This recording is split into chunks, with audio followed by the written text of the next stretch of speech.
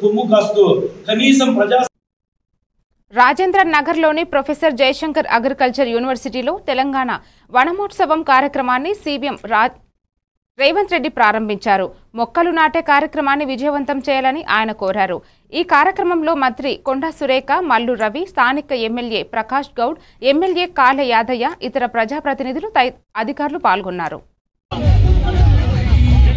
అందులో botanical garden 40 ఎకరాలు, ఇందులో 5 ఎకరాలు వారు యొక్క ప్లాంటింగ్ యాక్టివిటీస్, మొత్తం పళ్ళ మొక్కలు, మన నేటివ్ స్పీషీస్ యూకలిప్టస్, సుబాబులు అంటే కాకుండా మన స్పీషీస్తో ఇక్కడ బొటానికల్ గార్డెన్ అంటేనే మన స్పీషీస్ ఉండాలి.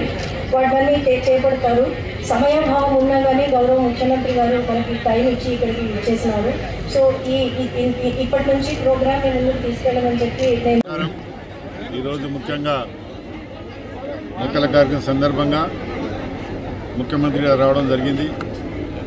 ముఖ్యమంత్రి గారు వచ్చిన తర్వాత ప్రజలందరూ కూడా, ముఖ్యంగా మహిళా సోదరులు, పార్టీ నాయకులు, యువకులందరూ కూడా, అధికారులందరూ కూడా ఎంతో కష్టపడి గిన్నె నుంచి నిజంగా కూడా యూనివర్సిటీలో హరితారం పెట్టాలనే ఆలోచనతో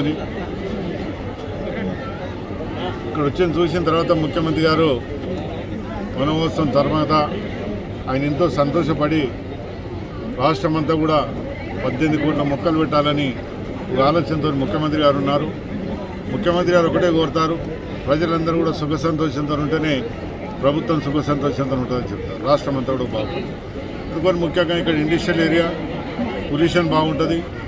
ఔటర్ రింగ్ రోడ్ కూడా ఉంది ఇక్కడ, దాంతో కూడా పొల్యూషన్ ఉంటుంది. ఆ పొల్యూషన్ తగ్గట్టుగా వనం కావాలనే ఆలోచనతో ముఖ్యమంత్రి గారు ఇక్కడ నిర్ణయం తీసుకోవడం జరిగింది.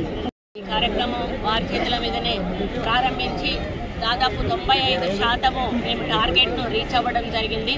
ఈసారి 18 కోట్ల మొక్కలను నాటాలని టార్గెట్ పెట్టుకొని అన్ని డిపార్ట్మెంట్స్కు కూడా మేము ఇన్స్ట్రక్షన్స్ ఇవ్వడం జరిగింది.